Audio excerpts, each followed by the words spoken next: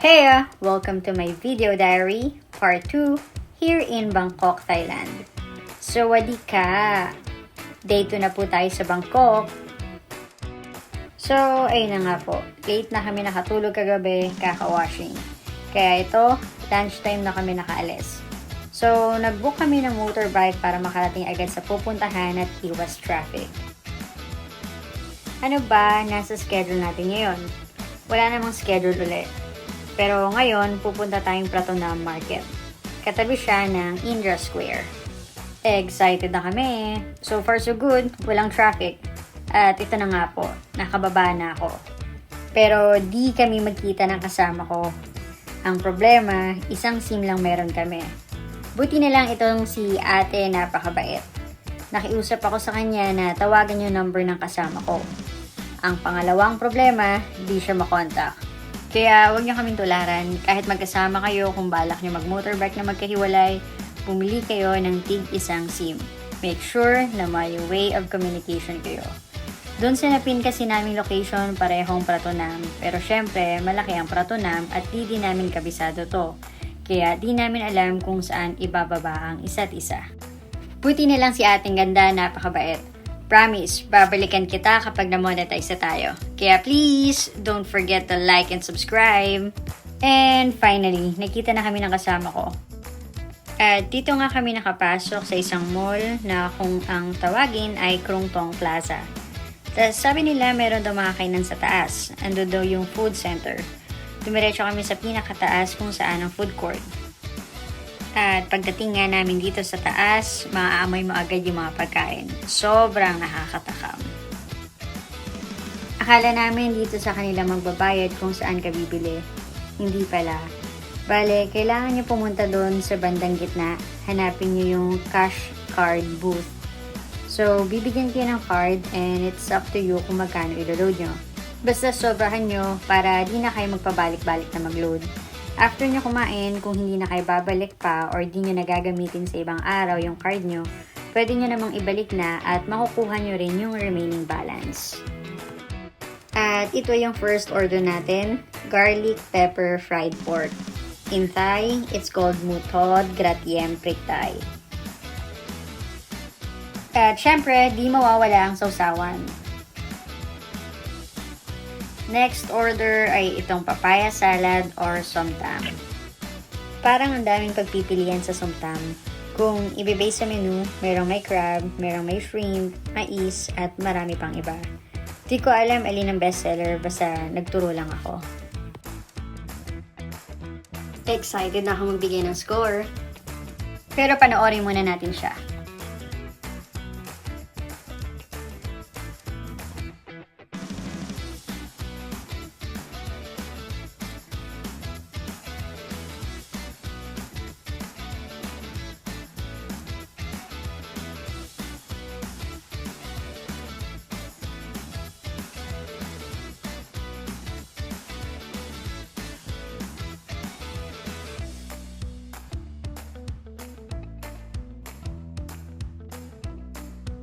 At nandito na po lahat ng order natin.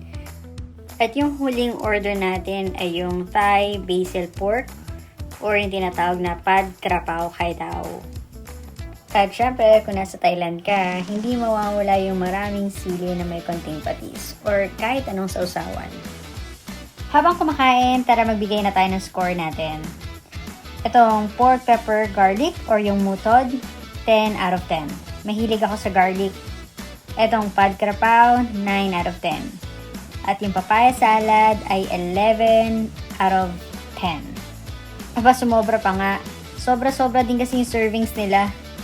Sobrang dami ng servings nila. Ayoko nagsasayang or nagtitira. Kaya nung inabot sa akin yung rice, medyo nang hinayang ko sa masasayang. Pero nagulat ako nung naubos ko lahat ng rice ko. Very good ako dun. Pero yung papaya salad, di na talaga kinayang maubos kahit na masarap siya. Sobrang dami talaga kasi at busog na talaga ako. Kung mahilig ka sa manghang, para sa'yo tong Thailand. So, balikan natin yung card and kunin na natin yung remaining balance. Sa area na to, yung mga plus size. Ang kukulit nga ng name ng shop, fat girls, fat boys, mga ganon. Tsaka ang galing kasi yung mga tinda nila, hindi yung mga simple lang. May mga style, mga pang fashion.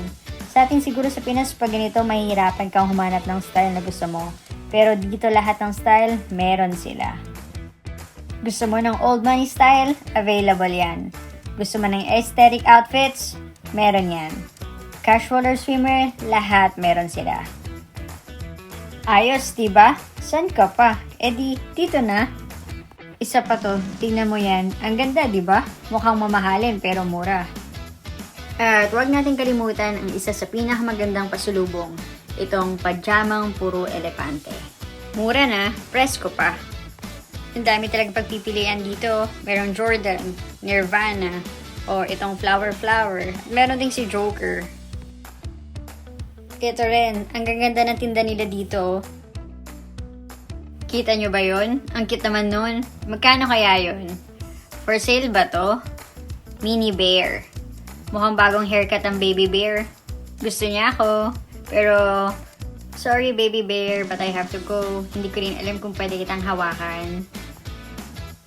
Bale, dumaan kami sa Indra Square para bumili ng maleta. Ramdam namin na mapaparami tayo ng bili. Hindi ko na na-video mga nabili namin. Mamaya ko na lang ipapakita uli isa-isa. Nag-book na uli kami ng Grab. Pagod na pero iuuwi na lang natin tong mga binili tapos lalabas uli tayo mamaya.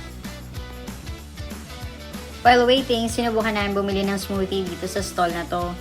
Yung binili ko nga ay yung mango. Okay lang, 5 out of 10 lang maibibigay ko.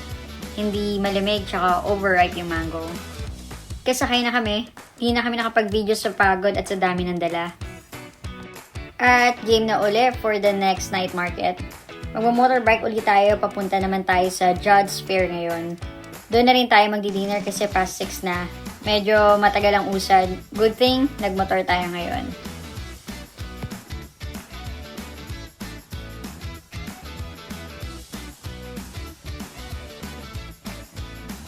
Andito na tayo sa Judge Fair at muntikan na naman nga po kaming di magkita ng kasama ko. Hay nako, di na kami natuto. Ang dami na namang magagandang bilhin at ang dami ring mukhang masasarap na pagkain.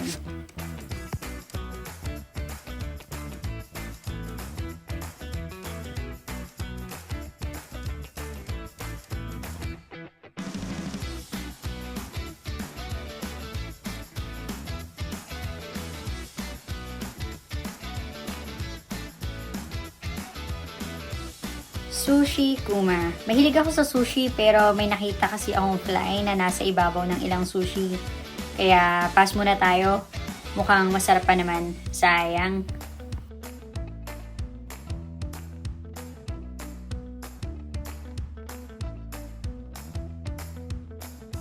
Excuse me po sa mga kumakain or sa mga masaselan sa pagkain. Sinong game tikman itong mga exotic food ng Thailand? Natikman ko na sila 7 years ago.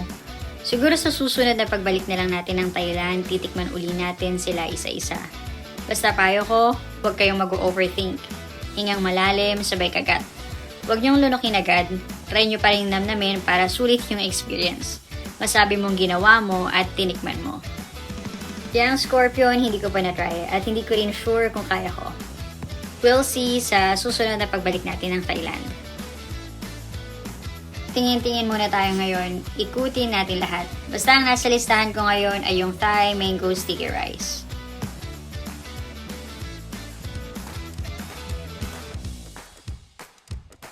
Ay may nakita kong gusto kong bilhin. 40 baht ang isa. 100 ang 3 pieces naman. Ang cute, diba? Ang cute din ng design sa wallet. 1 piece for 35 baht, tas 3 for 100 din. At sinuot na nga po agad. Turn out siya sa susuot ko.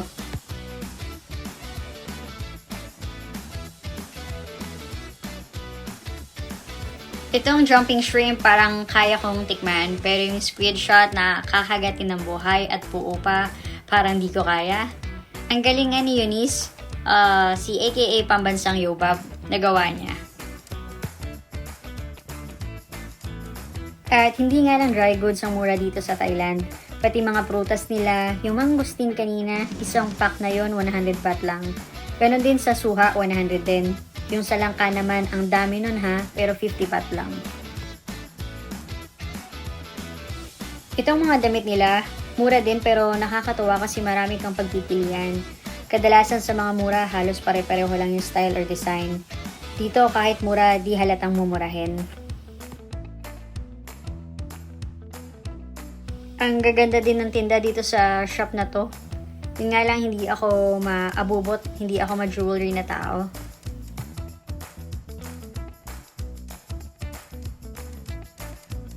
Uy, nice! Ang ganda dito. Dito tayo kakain mamaya.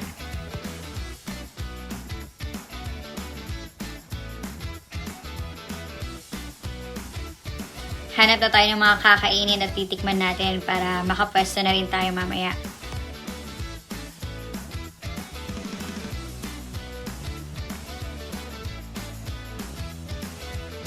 Ang cute nitong waffle elephant shape. Kali yung Nutella flavor ang binili namin. Okay naman, 8 out of 10. Ang lalaki ng lobster sa tindahan na to. Yung mga nasa bilao parang okay din naman yung presyo. Yung pangalawa sa maliit, 690 baht. At yung pinakamalaki ay nasa 2,890 baht. Pero good for ilang packs na yun. Tapos may isda, crab, scallop, shrimp, at iba't ibang klase ng seashells.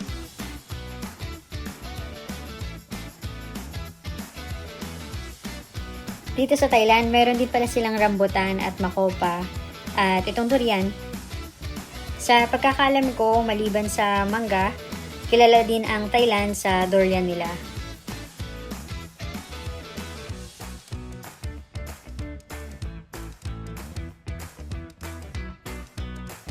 Meron sila ditong fried whale eggs and octopus. And meron din silang crocodile skewers.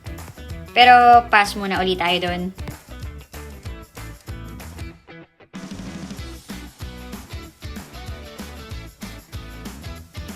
Here's another store for small octopus. Mukhang masarap. Tara, bili tayo ng octopus. 100 baht yung medium size.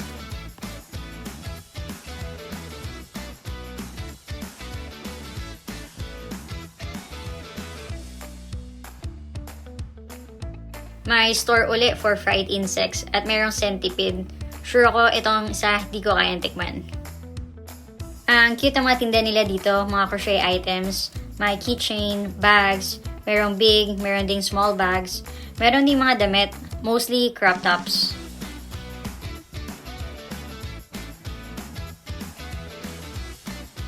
Mukhang masarap to. Pili tayo nito. At bumili din ako nitong chicken barbecue. Okay naman, bigyan natin siya ng score na 8.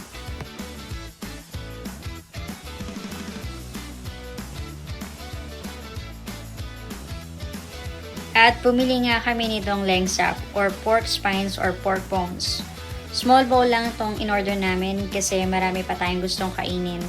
Pero ito di natin pwedeng palagpasin. Maraming option yung serving nila. Meron silang good for 2, which is yung order namin. Meron din silang yung sobrang laki at taas na ang size daw ay XXL. Yung in-order namin ay hindi spicy. Gusto ko lang sana yung konting spicy pero para di na hassle, sinabi ko not spicy na lang. Yung nakikita nyong greens ay cilantro. Di ako satisfied na walang sipa kaya humingi ako ng chili sauce nila. Yung soup ay okay naman, parang pinagsamang nilaga at sinigang. And syempre Coke with super nag-uumapaw na ice. Ang score na maibibigay natin dito sa lengsap dahil very tender na rin ay 9 over 10. Naubos ko siya, nasimot pa nga. Curious ako sa lasa nito pero pass muna. And finally, meron na tayong Thai mango sticky rice at yung mga binili natin kanina, octopus and itong bakery camp. Bago kumain, 360 muna tayo. Isang ikot muna. So nice na surroundings, diba? Okay, so let's start with this Thai mango sticky rice. Prepare na natin siya. Ang tawag nga pala nila dito sa Thailand ay Khao Niao Ma Muang. So, for the ratings, octopus 7 out of 10, Thai mango sticky rice 9, at yung bakery camp na pastry ay 11. Yes po, babalik-balikan, it's a must try. Bumili rin pala kami ng cotton candy, sakto habang naglalakad. Gusto ko lang linawin, plain cotton candy, walang ibang halo. At nandito tayo ngayon sa store ng mga Jibbitz for Crocs. Ang daming pagpipilian, 39 baht pag isa, 100 baht for 3 pieces. Ito yung tatlong nabili namin. Naghahanap ako ng smiley pero ito na yung pinakamalapit. Happy Sun.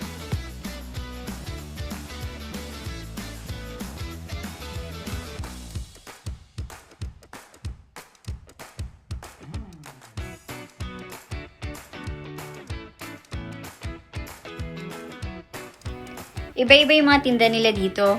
May mga keychain, may mga pang decoration.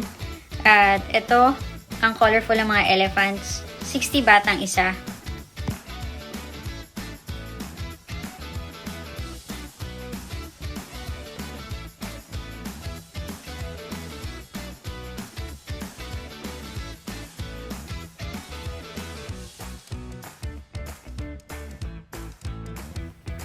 Meron din silang ref magnets na 40 ang isa at 100 ang tatlo. At dahil last day na nga po bukas, magmamadali na tayong magligpit para makapagpahinga na at masulit ang last day dito sa Thailand. Bale, yung tinutupi ko ngayon or itong nililigpit namin ay yung mga binili namin kanina. At 99% dito ay hindi para sa amin. So, habang nagtutupi ako dito at habang nanonood ka dyan, kung meron kang matipuan sa mga damit or anuman sa video, message ka lang, comment ka lang, bigyan kita ng malaking discount. But please, sana naka-like and subscribe ka na para mas masaya. Ito nga pala yung mga pajamang elepante. Ganda nito, presko. May red, blue, yellow, at saka black and white. So, bago magtapos ang video na to, maihabol ko lang. Kung gusto nyo ng affordable out of the country, Thailand should be on your list.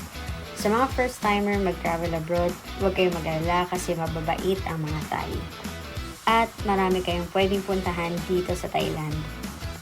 At kung trip mo naman yung mga shopping, yung mala-deserve ko to na gastos, search lang kayo ng mga night market dito sa Thailand. Sobrang dami yung pwedeng puntahan para mamili, tulad na lang ng plato ng market, chatuchak, at Jud's Fair na pinuntahan natin. And if you are a gastronome or a lover of good food, di ka matatakot tikman ang lahat dito sa Thailand dahil masarap na, mura pa. So, paano ba yan? Good night na muna.